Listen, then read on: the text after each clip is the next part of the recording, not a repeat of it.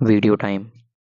Hello guys, मेरा नाम दीपेश बिष्ट है और आज है 16th ऑफ दिसंबर 2024। अभी बज रहे हैं 3:41 PM और अभी मैं अपने बिस्तर में बैठा हुआ था। एक्चुअली लेटा हुआ था, सोने की कोशिश कर रहा था, लेकिन पीछे गार्डन में एक बिल्ली आ गई और उस बिल्ली को देख करके गार्डन में के पेड़ में जो चिड़िया हैं वो लोग को खतरा महसूस हुआ अपने बच्चों के लिए। तो वो 10-15 मिनट से लगातार लगातार चू चू चू चू चू चू चू चू चहचहाट उनकी चालू ही थी। सो पहले तो मेरी नींद उससे टूटी और उसके बाद मैं सोचा कि अब बंद करेंगे, लेकिन उन्होंने बंद नहीं करा। तो मैं सोचा कि मैं ही जाकर के उनको भगाता हूँ करता हूँ ताकि थोड़ा सो पाऊँ। तो मैं गया, वो तो भाग गए, लेकिन आने के बाद जब मैं जैसे ही बिस्तर में लेटा, मेरी नींद जा चुकी थी। मेरे को बिल्कुल नींद नहीं आने वाली है और मैंने देखा तो मेरा जस्ट आधे घंटे के अंदर मेरा अलार्म भी बजने वाला है। सो मैं सोचा कि उठते हैं, वीडियो बना लेते हैं। तो देखो, मैं अभी अपने एकेडमिक के ऊपर थोड़ा काम कर रहा था। बीकॉम सेकेंड ईयर की मेरी पढ़ाई चल रही है। मेरे उसके अंदर 8 सब्जेक्ट्स है और उन 8 सब्जेक्ट को मेरे को पढ़ना है और उनके अंदर मुझे पास करना है। सो मेरे 8 सब्जेक्ट्स में से हिंदी और इंग्लिश को जो मैंने थोड़ा साइड रख दिया है, वो तो मैं अपने एग्ज़ाम से पहले ही पढ़ लूँगा। लेकिन जो 6 मेन सब्जेक्ट्स हैं, थ्योरी या प्रैक्टिकल मिला के, उनको मैंने वीक के 6 दिन में एक-एक सब्जेक्ट के एक-एक दिन के हिसाब से बाँट दिया है। अब हर दिन का मैं कोशिश करता हूँ 30 मिनट से लेके 1 आवर तक मैं हर सब्जेक्ट को एक दिन में दूँ, ताकि मेरी अभी से दिसंबर मंथ से प्रिपरेशन चालू हो जाए अच्छे से। फरवरी मंथ तक मैं लगभग अपना इस चीज़ को हर सब्जेक्ट के ऊपर एक पकड़ बना के चल लूँ। उसके बाद जो 1 महीना रहेगा मार्च अप्रैल का, उस वक़्त मैं थ्योरी के ऊपर ध्यान देना शुरू करूँगा, थ्योरी उसकी पढ़नी शुरू करूँगा, ताकि मेरे पास कुछ पॉइंट्स आ सके अच्छे अच्छे से, जिसको मैं लिख कर के आ सकूँ। पिछली बार मैंने गलती करी थी कि मैंने साल भर नहीं पढ़ा था, आखिरी बारी में आके पढ़ना शुरू किया था। तो उससे मेरा बहुत ज़्यादा टाइम वेस्ट हुआ था और मैं बहुत ज़्यादा डिस्ट्रैक्ट हो गया था।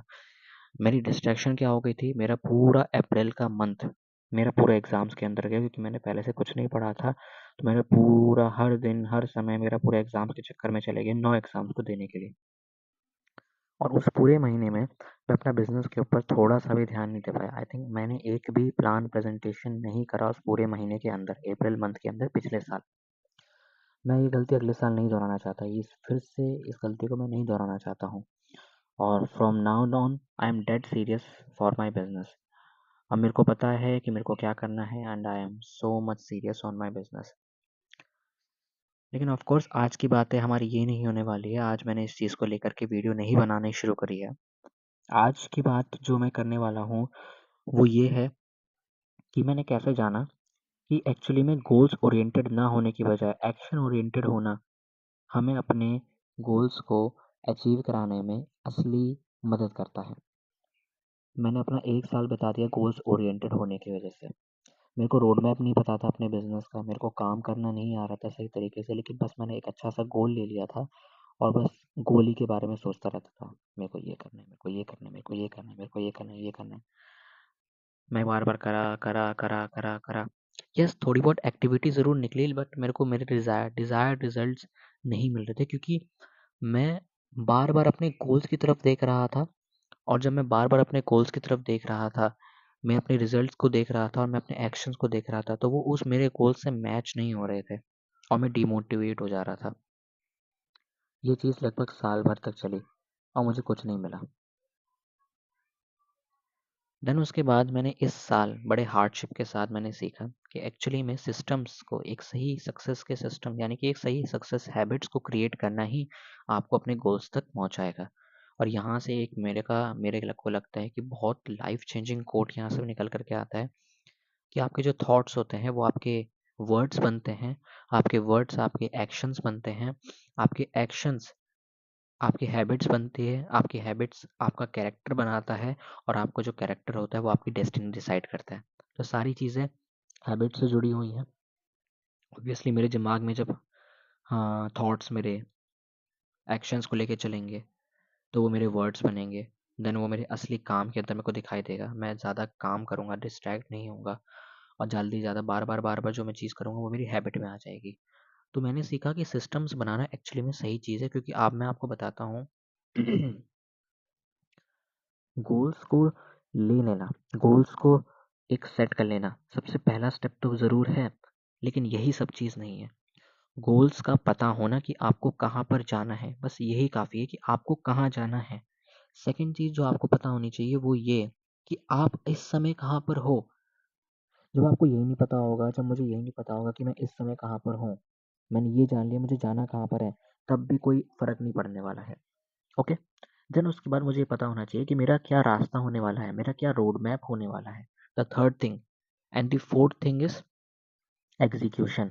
एग्ज़ीक्यूशन यानी कि मैं एक्चुअली में उस रास्ते पर उस रोड मैप को फ़ॉलो करके चलना शुरू करूँ। अगर आपको पता है आपको जाना कहाँ है, अगर आपको पता है कि आप अभी हो कहाँ पर, और अगर आपको पता है कि आपको किस रास्ते से भी जाना है ना, लेकिन फिर भी अगर आपने उस रास्ते में चलना स्टार्ट नहीं करा, आप नहीं पहुँचोगे, आपको वो गोल नहीं मिलेगा। और ये बात मेरे को 1 साल के हार्डशिप के बाद और 1 साल के एक गलत चीज़ को फ़ॉलो करने के बाद समझ में आई। आप ये गलती मत करना, आप अपना ये टाइम वेस्ट मत करना। सो फोर्थ इज़ एग्ज़ीक्यूशन। आपको एक्शन करना पड़ेगा, आपको काम करना पड़ेगा। आप जब काम करोगे तभी आप उस गोल्स तक पहुँचोगे।